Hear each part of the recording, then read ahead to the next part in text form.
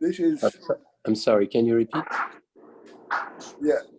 Avol klolos inyan ha'oir hu bibchinas ayin. Avol means however. The general inyan of oir is ayin. What is this referred to? Avol but. The but refers to what he said before. There are different madrigas in oir. There's a makiv and a pnimi. But in general, in oir, whether it's makiv or pnimi,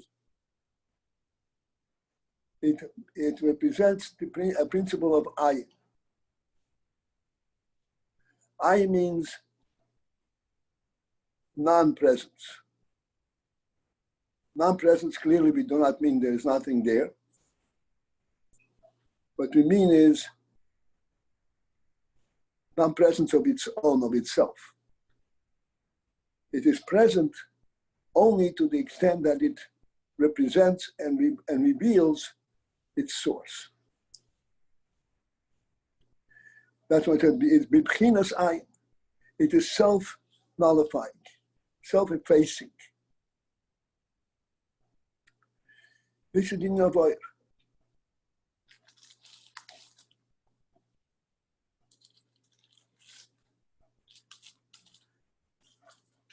In Mitzvah we shall still discuss this, but this is what we are right now up to in the mind.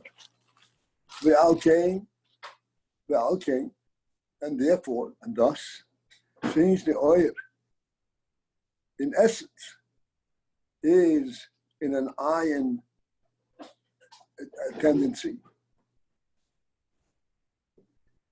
Ha'oyer poel habikl be'akeli. This is why the oil, when it is mislabish, when it relates to kelim, it affects a beetle in kelim. Kelim, by definition, is in from yesh, mitzias. That's the whole idea of kelim. To bring things down to a tangible state. Just as speech versus thought. Speech contains everything, represents everything that's in thought, but it brings a thought into kelim, and therefore it becomes what it seems. This is why an instant of thought can be the source for much speech. Because thought is on a different level completely. Thought goes into the AYIN aspect. So time and space have no effect.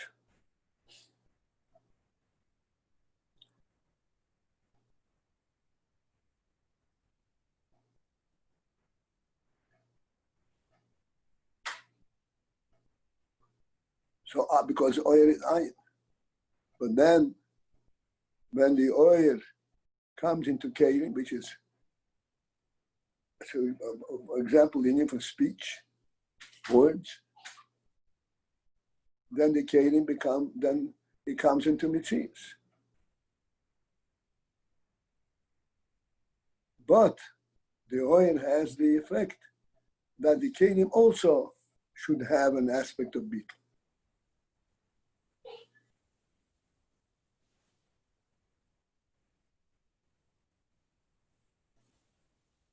So we are speaking over here the way things Lamaila, but we are translating it also the way it is in our domain, in our muscle. This is the means by which we can understand the way the things are Lamaila.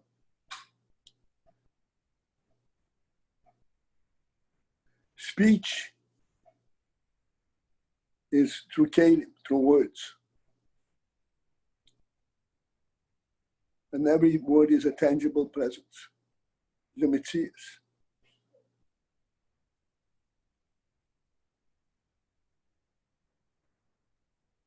but the word is significant, serves its purpose only if it has an inherent true union of bittul. But the word gets lost in the thought that it represents. If the word becomes self-identifying and becomes demanding of recognition, then it loses really its real purpose and its real function. It's oir.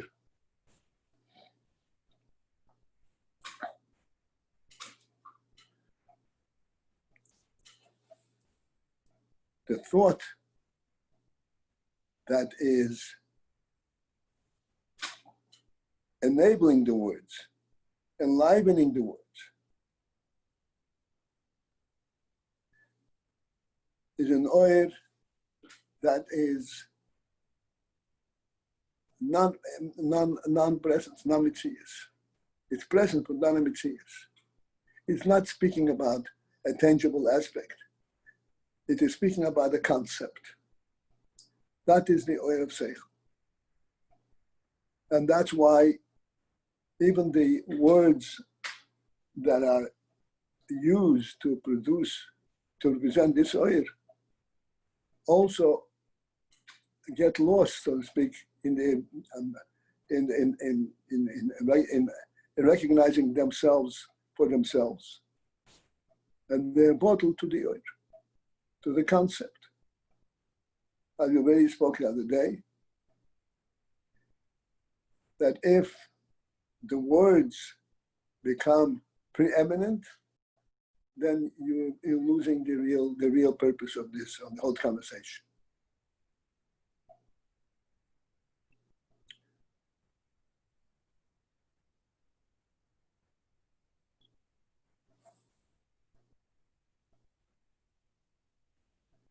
A conversation between two human beings is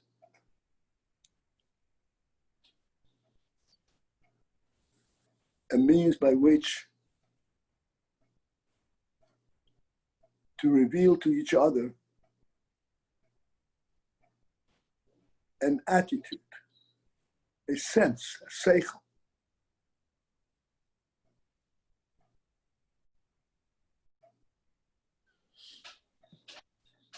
And thus, the means of which it's being transmitted is not recognizable.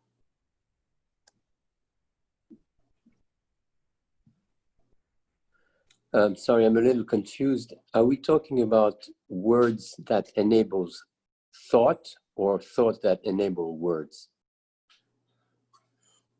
Excuse me. Words never enable thought. Okay.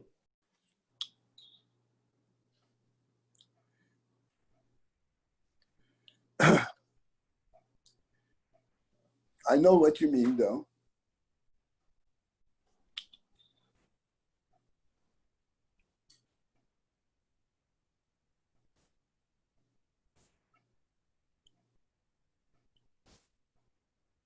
And I understand where that thought comes from.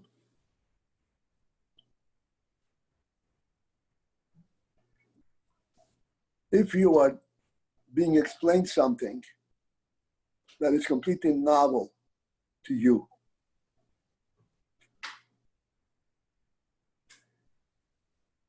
so you listen to the words, and you're supposed to get out of this novel idea. So here's where it should seem that the words bring out the thought. However, this is what we're trying to bring out and explain. As you are listening to the words, you're not listening to the words, you're listening to the thought behind the words.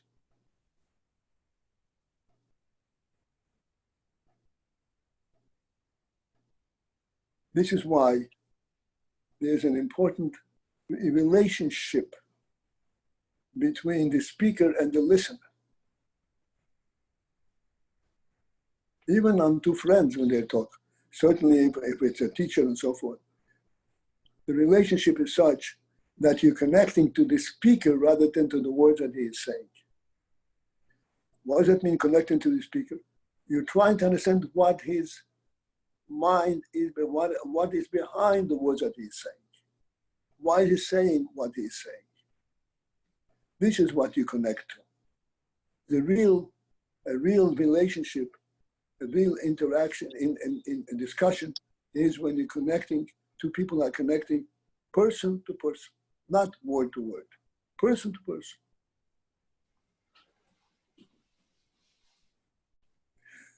This is why this conversation is supposed to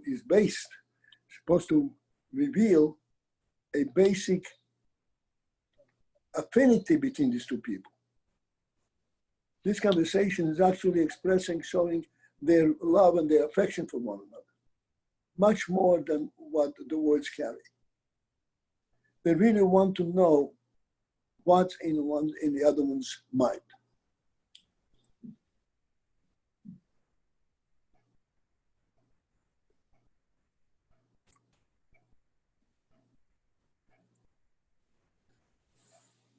And therefore, in these words, they're transmitting not words, but they're transmitting a personal attitude, personal value.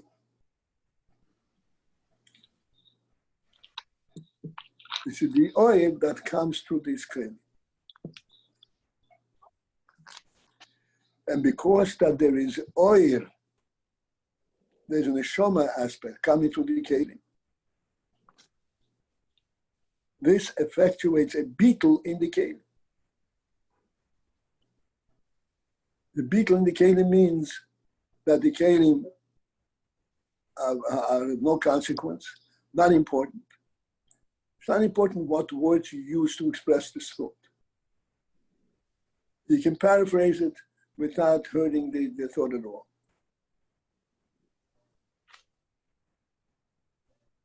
Because the important thing is the essence of the thought rather than the means of which it is being transmitted.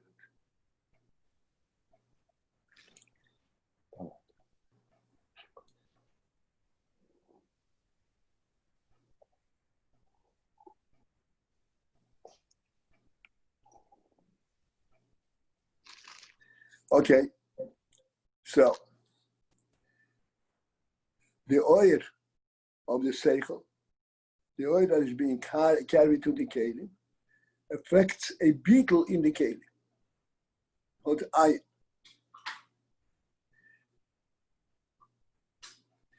So you would see from these words that because that the kelim are now carrying a seichel, that's why the kelim are now a bottle. And now the Rebbe introducing a completely different dimension to this whole principle. And on the second line on page Kuf Nun Tes, right after the small parentheses. Ach, however, hakoyach behakelim, the ability in the kelim, li is bahem bechinas habitul.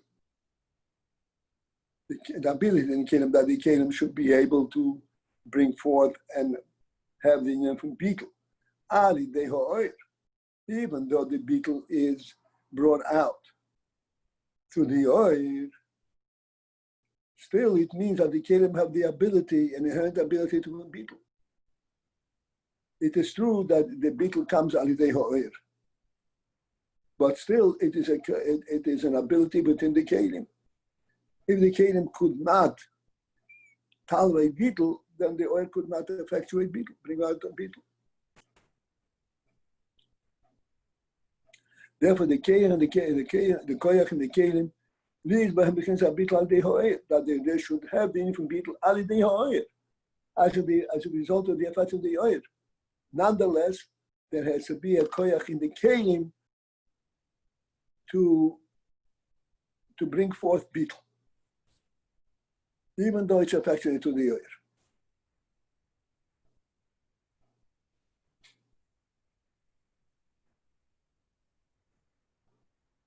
So here's what this is saying as an introduction.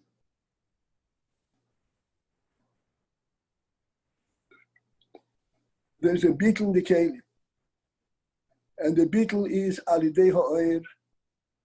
It's affected by the oir. So one may think that the whole phenomenon of beetle over here is not a property of the kelim at all.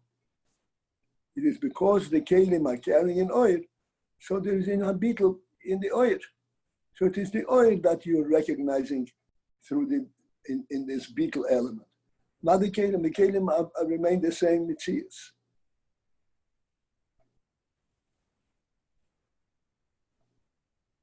So the Rebbe says, this is not exactly what takes place. This is not exactly true. Even though the beetle is alidei ha'oir, it's effectuated through the oir, but it's a beetle that affects a real beetle in the kelim themselves, not only because they're carrying oir. The kelim themselves become at the level of beetle.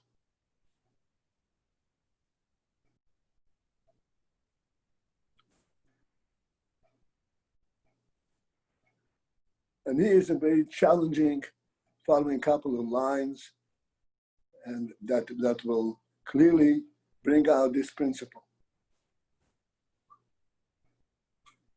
The koyach in the kelim leads by hemechins a beetle al dehoir.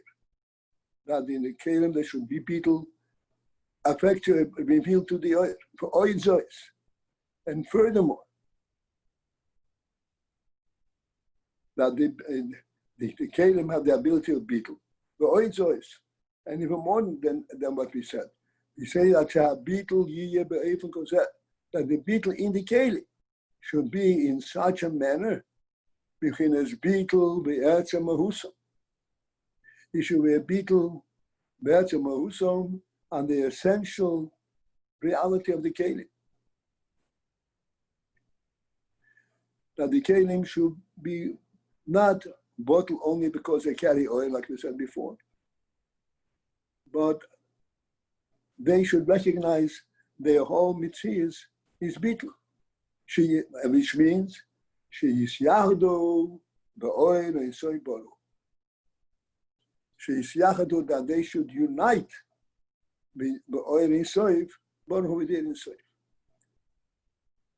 we're talking about kelim l'maylo and oil l'maylo. Oil in soif, oil l'ki, as it comes out in kelim. So we use the moshel bayas in seichel, which is appropriate.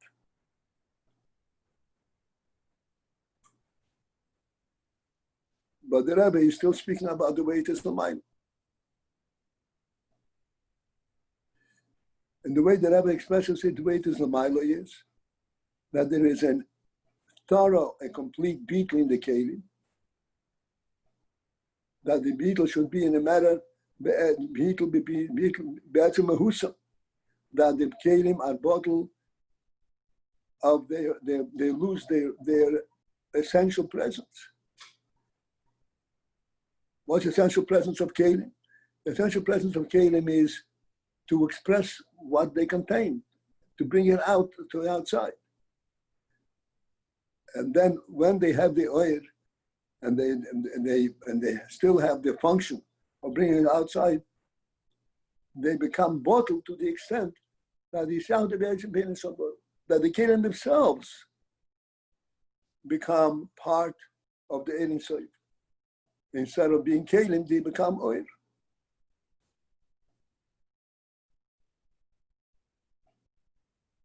The kelim become bottled within the oil Sof, and they become like oil Sof. How can kelim be oil?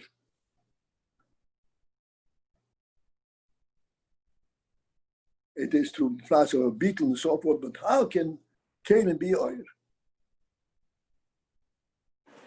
Before you go on to answer this question, can I ask something about what you've previously said now? Not yet. 1 second. No, we just want to finish this thought.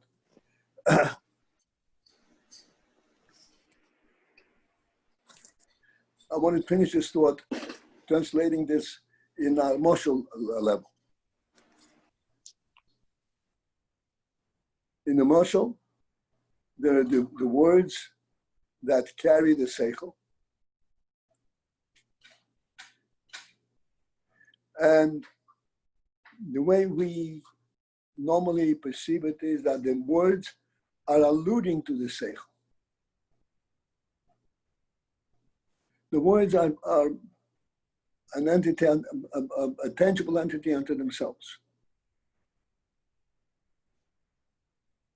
And the listener takes these words and deciphers them according to his own understanding. And from that, he draws the message.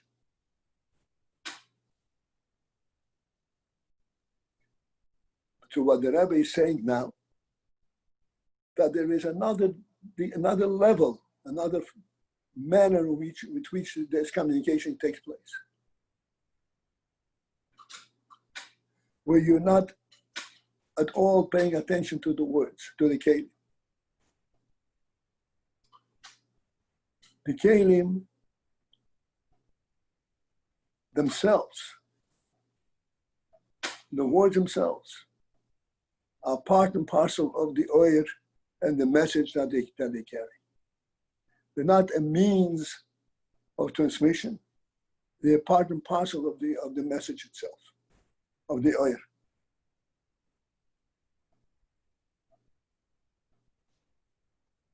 Which means that the kelim, the words, unite with the thought itself, with the idea. Again, this is in the marshal, and the nimshal, we already learned it inside. The sound of being safe. There is that capacity in the kelim, again, in the marshal, in the words that are used to express a thought. There's that capacity in the kelim that the kelim should be completely self-effacing. It should be at the category, at the level of the thought itself, of the idea itself.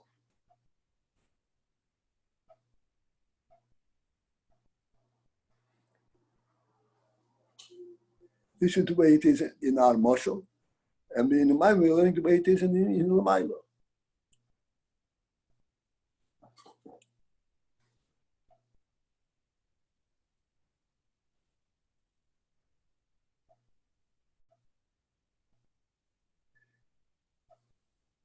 Yes, Baruch, I'm sorry.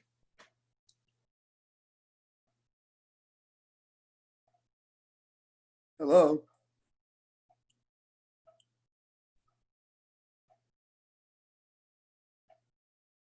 I guess Baruch had to go.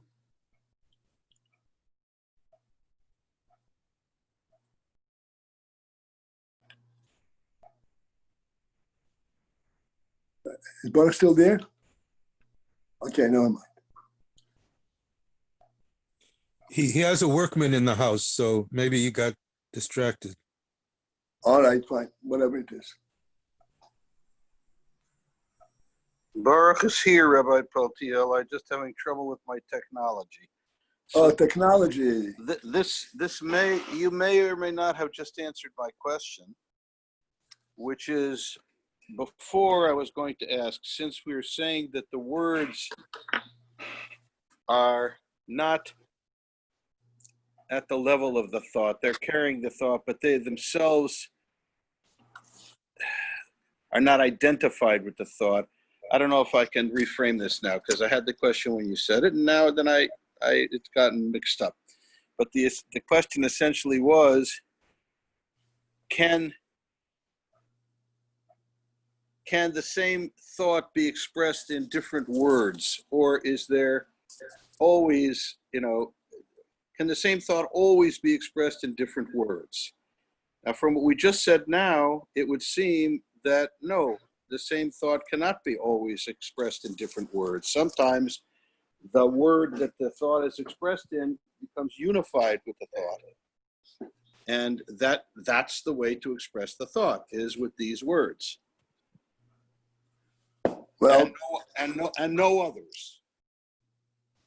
and what? And no others. No other. All right. So this is a very important concept. Which concept? Okay, that's what you're touching on. I'll point out.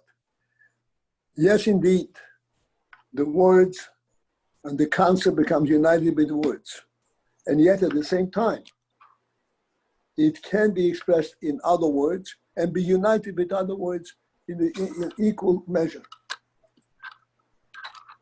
There's no such thing as words a concept that can only be expressed in certain words.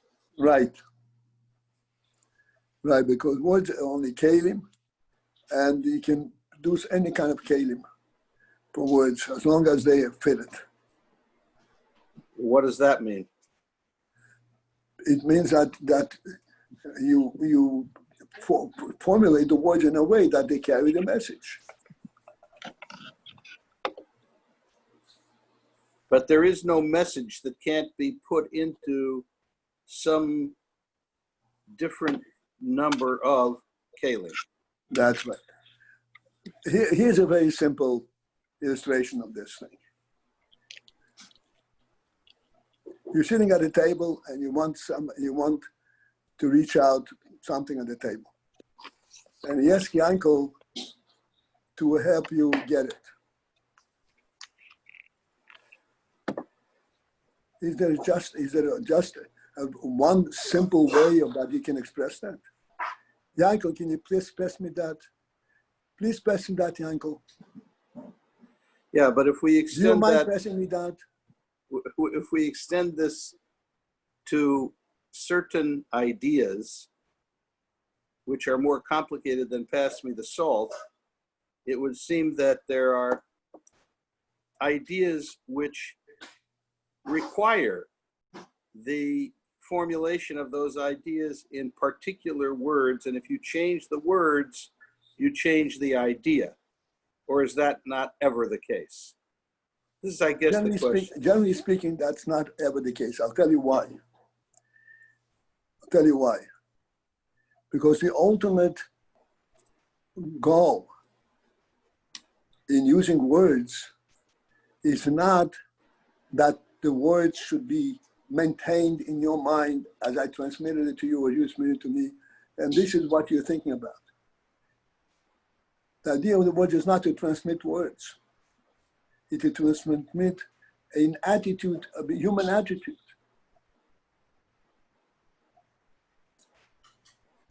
I thought it was I thought it was to transmit an idea.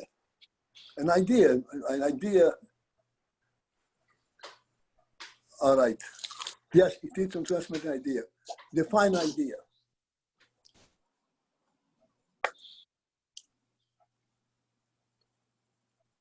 Oh, I'm sorry. Define idea? Yeah, I'm saying, you're saying an idea. What's an idea? A concept. Okay, what does that mean? I don't see that it's the same thing as an attitude. Okay, here's the point. Good, very good. So let me explain to you. You were thinking idea. Normally, we're all thinking about idea. Idea is a result of some circumstance. Two things are interacting, and you have an idea how they interact.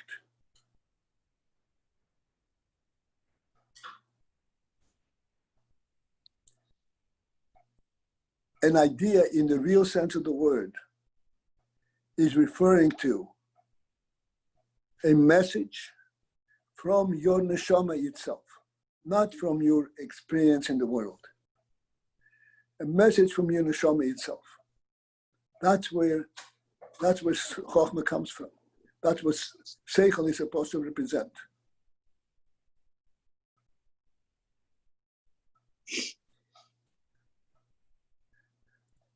And that's what's captured by the word attitude? Yes. Attitude means a personal sense, experience experience, not on the worldly level experience, but on the neshama level experience. But it does seem that there still remains a one-to-one relationship between the idea or attitude and a word. Like justice is not charity, or din is not mishpat.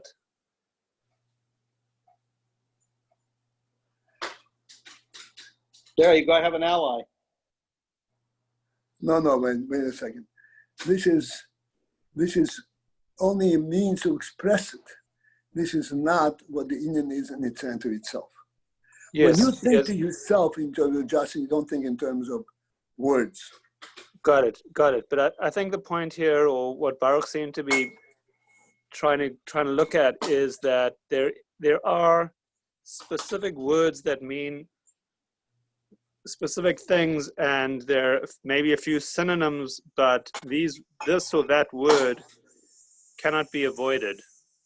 I mean, if I get what we're discussing here, that It's not that it can't be avoided. It's that if you use a different word, you've lost the idea. You've lost the meaning. yeah, but at the end of the day, salt is not water. At the end of the day, Well, it's closer and what you even said before. At the end of the day, mishpat is not din. we're not talking about words. We're not talking about words here. We're talking about an idea. We're not talking about expressing a word to somebody else. So Right. that doesn't apply here. Thank you, right, Shmuley. Simple. Right. Wait a second. Did Shmuley just get that right? Yeah? Wow. Yeah, well, at least he's guiding you in the right direction. Right, he is, but Baruch's question, which might have been off topic, was that there seem to be certain words that are associated with the idea that need to be in place for communication. Okay, so I want to ask you a question on basis of that statement. If these words were to be erased from the English language, would that erase the idea? Okay, good. That's good. You would find other words. You would find other words. Of course, you could create other words. Right. The idea itself creates the words. Aha. Okay. The idea creates the word. The oyer creates the keli. That's right. This is what we quoted the other day. Misabus ha'oyer nasi ha'keli. Yeah, we didn't quote that in. We didn't create that. Quote that in the shir. You have to translate. Okay, that translates. The quote is Misabus ha'oyer, from the thickening of the oyer. Got it. When the oil descends down to the physical level, this is where the keli gets created. And that is to say, if those words disappeared, so alternatives would be created because the light is ongoing. Yeah, of course, absolutely. Okay.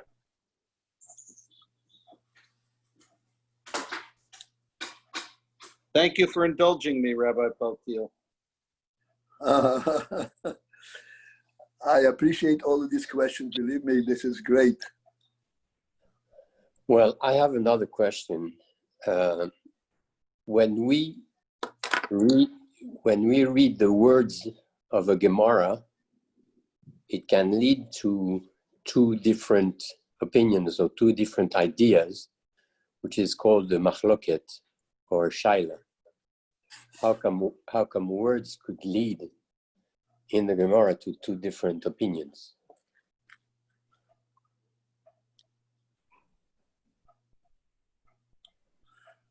The words don't. It's not the words that lead to an opinion. It is the halacha, the idea, that can have different opinions. When you're learning Gemara, you're not learning words. Words are a means to speak about certain principles. And yes, these principles may bring out two different opinions. Which finally get resolved with the ultimate halacha. Well, Sometimes they don't get result. Yeah. There are certain machlokes, certain difference of opinions in the Gemara that stays forever. And the Gemara, the expression of the Gemara is, when Eliyahu will come with Mashiach, he will resolve this difficulty. Mm-hmm. Okay.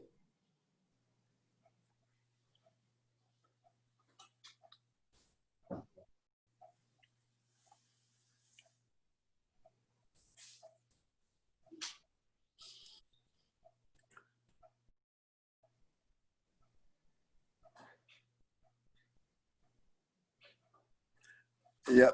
Okay,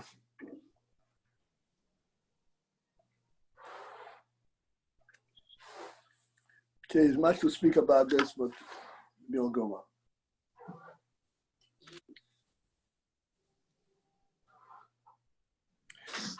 So we'll go back inside the Maimer. On the second line, I'm Kuf Nun Tes.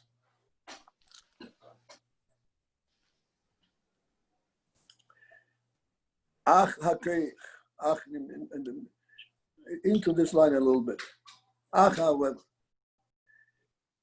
this, however, is a reference back to what was said immediately before, that ultimately the oil effectuates a beetle in the kelim in the true sense of beetle. Not only that the kelim can carry the oil, but in fact the kelim unite with the oil, and the kelim themselves are also representing the oil. Oh, time check. Sorry, it's like 9 minutes to 10.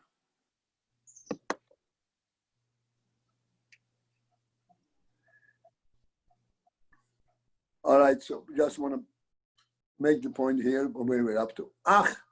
However refers to this union that we said, that there is an effect on the kelim, that the kelim become like the oil. And however is going to explain how is it possible that the kelim should get such a refinement like to be like the oil. This is what remains, what comes next. Okay, great. So just that last point, it's not a question, it's just to, what was said there is that, what's coming next? How what now? To explain how is it possible that the kelim should be like oil. Beetle Okay. like oil. Which means how is it possible that Metzius should become like AYIN? That's right, That's quite a trick. isn't it? Okay. So on Friday we did say something on this. No, we did. No, I don't. Maybe we didn't. Sorry, I take it back. All right. So it's a free-for-all moment now. Free-for-all. Any points, any questions? Could you just translate that the line Acha Koyach Til Al Yidei Or?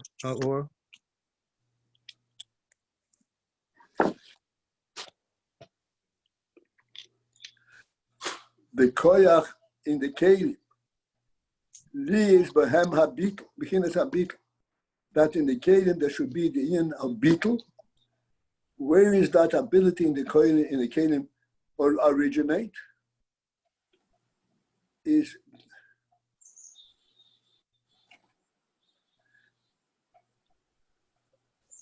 we haven't come to the answer yet. That is later on. Right now we're still in the question. This koyach in the kelim, that they should acquire real beetle, even though it is a beetle alidei ha'oyer, that is affected by the oyer. But still, it's affected by the oyer, but the kelim are a separate entity. How is that the kelim can get a level of beetle, even if you put oil in them? This is something which remains now further to be explained. Okay. And Friday we said, how could there even be kalim to start with? And we answered that the infinity, the or wants to be in the form of definition. That was kind of the point we made on Friday, right? Right. And now we're coming at it from the opposite side. We're looking at why would a Keli be ready to go from Yesh to Ayin, right? That's right. Okay. Very good, Shlomi. Thank you. Very welcome. Thank you, Rabbi. And this comment that from the thickening of the light results the kalim,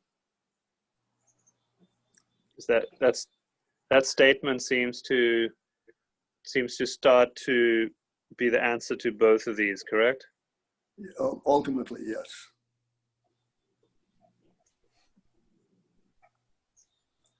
Ultimately, yes.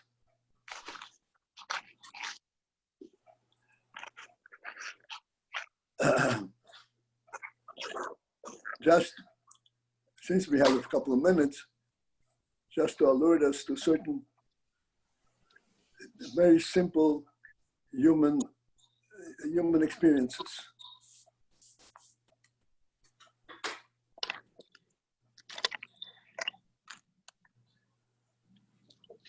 When you want to drink,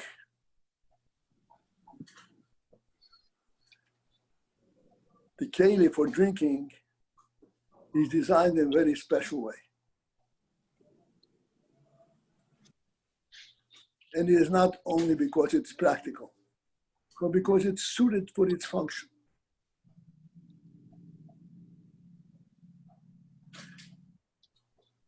The point here is that the keli speaks and expresses the message of the oil that it is being perpetuated through it. A drinking cup does not become a drinking cup when you are actually drinking from it. It is so designed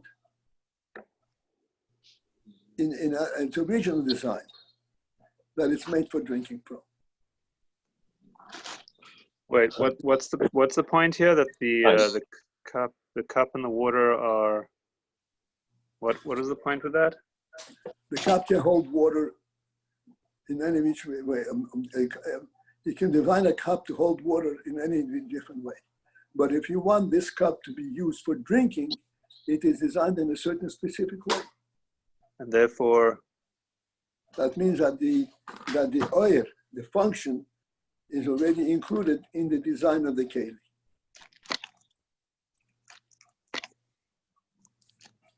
okay.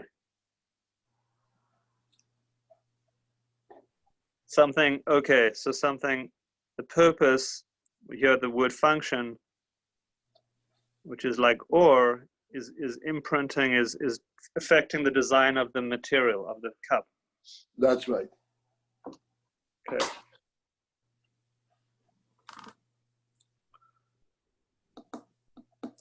This was for filling in the little space that we have here.